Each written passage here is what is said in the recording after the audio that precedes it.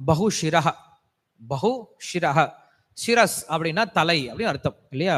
பகுஷிரஹ அப்படின்னா எண்ணிலடங்காத தலைகளை உடையவன் அப்படின்னு அர்த்தம். சஹஸ்ர சீருஷா புருஷா சஹஸ்ராக்ஷ சஹஸ்ரபாத் அப்படின்னு சொல்லிட்டு தான் பகவானை விளக்க வந்த வேதம் முதல் வாக்கியமே இப்படிதான் பேசுது.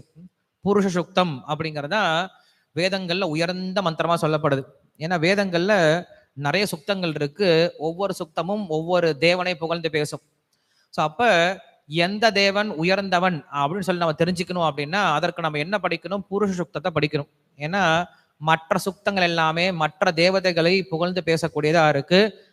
புருஷ சுக்தம் மட்டும் தான் என்னப்படுது அப்படின்னா பரவாசுதேவன், அதாவது பரமபுருஷன் யார் அப்படின்னு சொல்லக்கூடிய ஒரு சுக்தமா இருக்கிறதுனாலதான் நம்ம என்ன பண்றோம்? புருஷ சுக்தத்தை படிக்க வேண்டியது இருக்கு.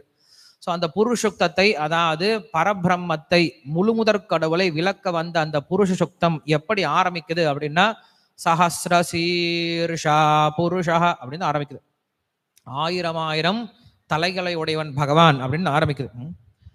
சர்வ ஆச்சரியமயம் தேவம் அனந்தம் விஸ்வதோ முகம் அப்படின்னு சொல்லிட்டு கிருஷ்ணரும் பகவத்கீதையில சொல்றார் இல்லையா? சர்வத பாணி பாதம் தது சர்வதோய சிரோன்முகம். பகவத்கீதையில இத்தியாதி ஸ்லோகங்கள்லாம் பார்க்க முடியுது. ஸோ அப்போ பகவானுக்கு அநேகமான தலைகள் இருக்கு அப்படின்னா என்ன அர்த்தம் அப்படின்னா உண்மையில நம்முடைய தலைகள் எல்லாமே பகவானிடமிருந்து எடுத்து வைக்கப்பட்டது தான். நம்முடைய கண் பகவான்ல இருந்து ஒரு பகுதி, நம்முடைய மூக்கு அப்படிங்கிறது பகவானுடைய பகுதியிலிருந்து எடுக்க வைக்கப்பட்டது. நமக்கு கொடுக்கப்பட்ட காது பகவானுடைய காதுல இருந்து எடுக்க வைக்கப்பட்டது. விராட் புருஷன் கிட்ட இருந்து தோன்றப்பட்டது.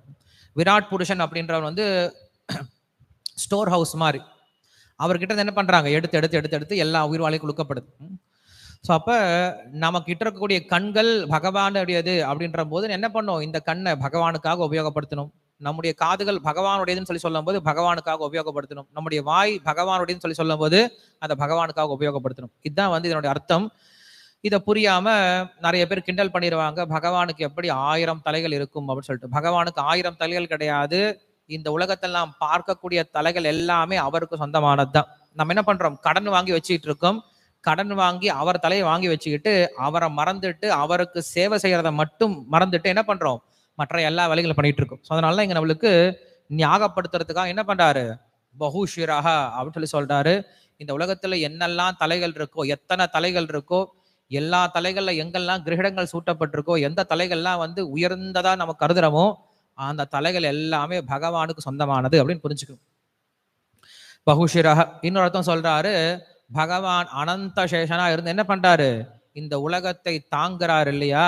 அதனால அவனுக்கு பேர் பகுஷிரஹ. அனந்த சேஷனுக்கு எண்ணிலடங்கா தலைகள் இருக்கு. ஏன்னா இந்த உலகம் அப்படிங்கிறது, பிரபஞ்சம் அப்படிங்கிறது எண்ணிலடங்காம இருக்கு. இப்படி எண்ணிலடங்காத பிரபஞ்சங்களை தன்னுடைய தலையில தரிக்கிறதுனால அவனுக்கு பேரு பகுஷ்